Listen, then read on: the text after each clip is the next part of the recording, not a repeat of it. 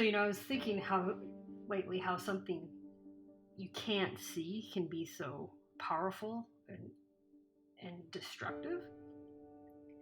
I equate it to, you're hiking down a familiar pathway. Everything looks great. The flowers are smelling really nice and the trees are starting to bloom and life is good, and then you turn the familiar corner and then all of a sudden something hits you really hard in the stomach and you hit the ground and you're like, what just happened here? And then you notice other people around you are experiencing the same thing and you're kind of looking at each other in disbelief, and you start picking yourself up and you're like, what just happened to me here? And no one really has an answer, but you're all feeling the same thing. And my story is, I have a brewery with my husband, and we just won, mid-sized brewery of the year, and our crew's celebrating everybody's successes, everybody's happy and elated, and then a month later we're laying everybody off. And it's like, what just happened over the course of a month here? And so that was my first gut punch. And then dentistry got mandated that you can only do emergent care through June 15, and you think dentistry is bulletproof when it comes to employment. Well, that was my second punch in the gut. And I want to hear other people's stories about how we're going from the initial shock to, okay, how are we going to get through the podcast and be another support system for the dental community. And Cindy and I are all about, one important aspect of this, they say assistants and hygienists, there's a stigma that they don't work well together, or one person's the low man on the totem pole. But Cindy and I were shattering that stigma. It's like, yes, we can work together and we can work through challenges in the office. And a lot of my good friends are hygienists, and so we want to help shatter that untruth. Right. And now we have the time to do it. So there's one bright side. We're going to be able to record episodes, and we've interviewed a couple people already. And we would like to hear from you. If you would like us to tell your story and you would like to be on, please reach out to us at dentalailmentspodcast@gmail.com, and also on our Facebook page, Dental Ailments Podcasts. You can send information there, message us. We would love to hear from you and see what your plans are during this time. We want everybody's voices to be heard. You're probably wondering who is us two yahoos. Cindy and I have worked together, gosh, probably 2 years now, 2.5 years, and found out that we team up very well, and even better that we're an hygienist and an assistant. It's like, well, I don't know of any podcast out there that has that team up. Do you? Right. So this podcast is about the entire dental team. So there's a lot of great podcasts out there geared towards the dentist and the hygienist, front office. There's a couple that are geared towards some team, but most of them are business related, and that's great. I recommend listening to everything and learning as much as you can. Ours is geared towards you guys, towards the team, empowering you guys to work together, and as we can see, that's very, very important. And if nothing else, times like this bring us all together, and we need each other more than ever. And so let's bring that back into the dental office when we get back to work. I'm Melissa. I'm a hygienist out here in St. Helens, Oregon. And my first punch was actually, I was at a sporting event for my daughter. And that was the first thing that got canceled that really affected us. We all loaded up horses and gear and food and trailers, and we headed off for a 4-day competition. And we were there for a day and a half, and had to pack up our stuff and get out. So that was our first gut punch.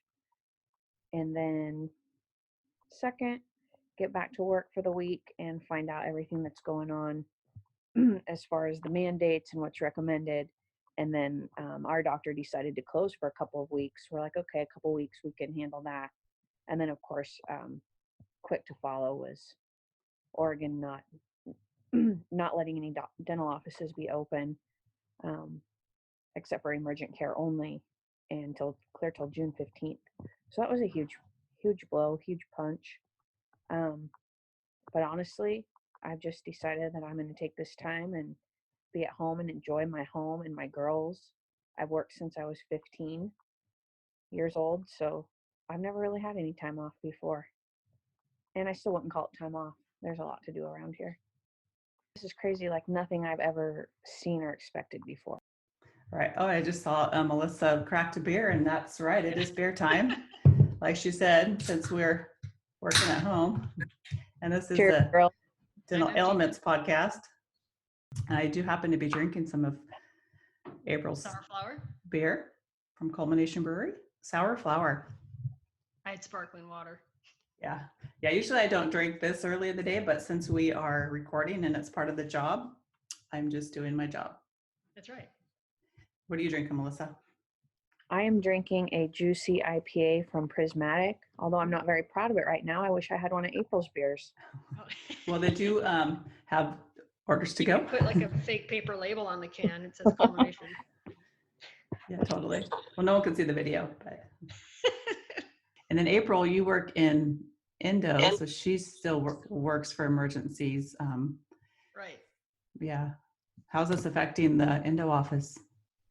My one concern is, maybe the GPs will end up doing these root canals that maybe they're not fully capable of doing just so they can get production.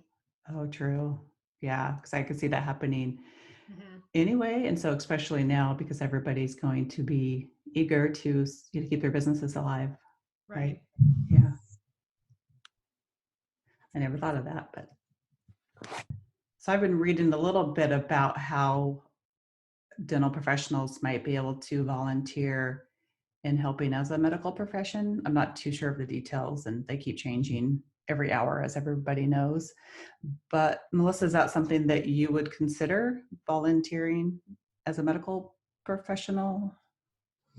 For me, personally, I would love to do that and be there to help people. And I would really like to, but my grandmother lives with us and she's 88 years old and fairly compromised. So for me, it's just not really an option. I can't risk bringing something home to her. Oh yeah, that would definitely be a concern. Huh? So is she staying in the house and you guys are protecting her pretty well? Yeah, she does. She lives in the house. She hasn't left since March 2nd. So, wow, that must be tough too. I know. I told her that we would go for a drive here one of these days when it's nice out. So she can at least like get out and see the river or something. Yeah, I bet that must be really, really tough. What about you, April? Are you considering volunteering at all? Or I certainly would hop in. I'd take blood pressures and temperatures, whatever they would need me to do within legal limits is fine. Who's got the vibrator going? Is that you? That was me. She must be really getting bored. Yep. Got the beer and the vibrator. Not me. I got my beer. I'm good with that. One thing leads to another. Sorry. This is supposed to be a comedy show. But it is day 8, so I mean, true. No judgment here. Here's my hand, I promise. Yeah, I mean, I say go for it. Get anybody who's capable and willing to get on there and, fight this. Right. Yeah. Same I think here. it would just be super helpful just getting people in to triage patients and to kind of determine which direction they're going to go.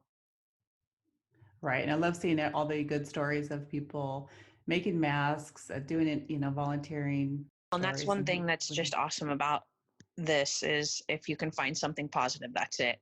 Because people are coming together and they're helping their neighbors and the elderly and doing everything they can. People are just coming together more than normal, it seems to me. And I like seeing that.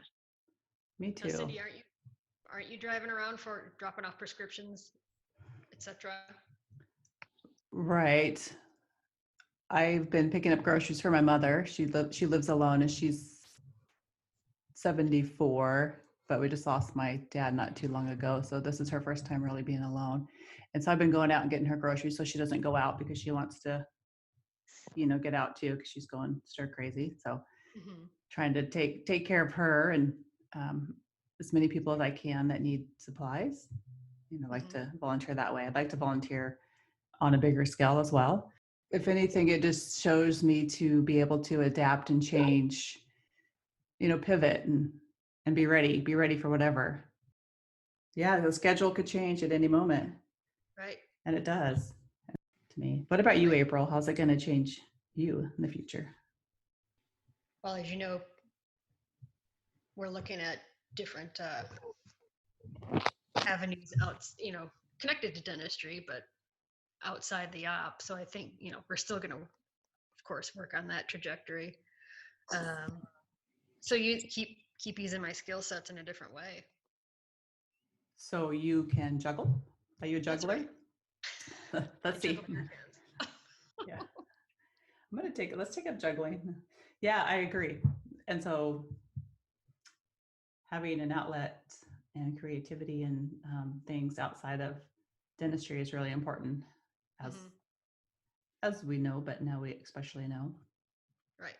Okay, so my feeling is that we will be really busy after this all settles. Everybody's going to be wanting to ramp up their business to make up for lost time and revenue. The schedules should be fuller because patients have been not being able to come in. But then again, they're going to be not working for a while too, so they're going to be busy at work, so they won't be able to come in.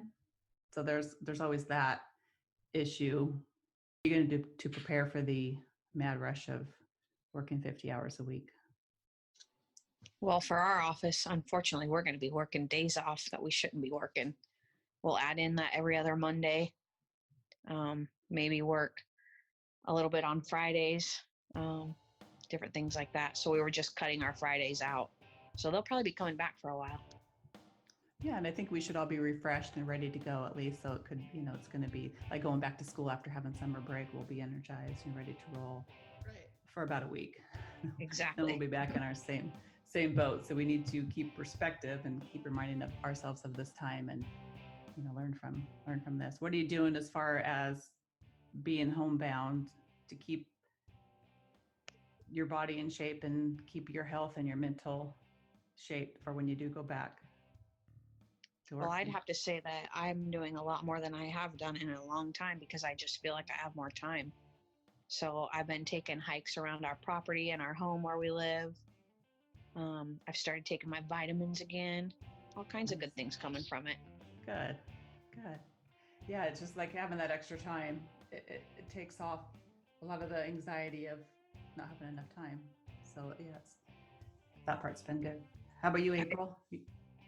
Actually, I haven't been working out as much, just because it's been cold outside, but that's not an excuse. But no, I'll get back into it. I have to say, though, not working on the right side has given it time off. The neck and... Oh yeah, I can tell a huge difference as well. Most important question I have to ask, how are you guys doing on toilet paper? Well, thank goodness for bidets. Do you have a bidet, April? I do. We do have a bidet. I have to say it's nice to, in the middle of the night, you're going and getting ready to go and there's a warm seat for you already. Oh, wait, but is the water warm that comes out? It is. Oh. How does it work? Explain to us how a bidet works. So there is a connector to your water supply to the actual toilet, and you hook the bidet up to that, and there's a warming element in there and warms up the seat. And there, just sit on the throne. So it goes on the actual toilet, like a toilet seat? Pardon? Sorry, that's my dog falling asleep in his little... Yeah, it's has hair dryer and everything. What? A hair dryer? Oh, dry. So you don't have to shave or buy toilet paper. Nice. Sold. But is it actual toilet water that comes out of the toilet bowl, or does it come out of the water that goes into the toilet bowl? Comes out of the actual toilet bowl? Before or after? The piece behind, in the tank. The tank. Okay. That makes sense. So you can't put any of those little bleach cleaners or anything back there, right? Probably not. That would hurt. That would explain that. The mechanism even cleans itself. after you're done. Whoa, fancy. I need to get one of those. I'm sure you can't get those anywhere right now either. How about you, Melissa? Are you doing good on toilet paper? Don't you have a couple teenage daughters? I have 2 teenage daughters and then the grandma. So we got a lot of toilet paper rolling out of here, but we're doing good. Now you guys need to get a bidet. Yeah, we do. Everybody will be in the bathroom all the time. Get out. Are you knitting toilet paper? I'm making my own toilet paper.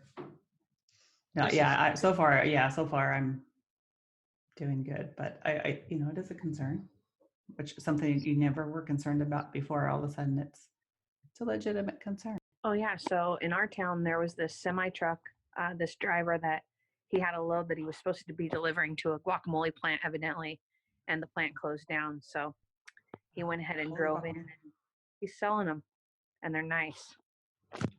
See, good things happen. It's true. Good things happen. A truckload of avocados. So now we need a truckload of culmination. Yeah.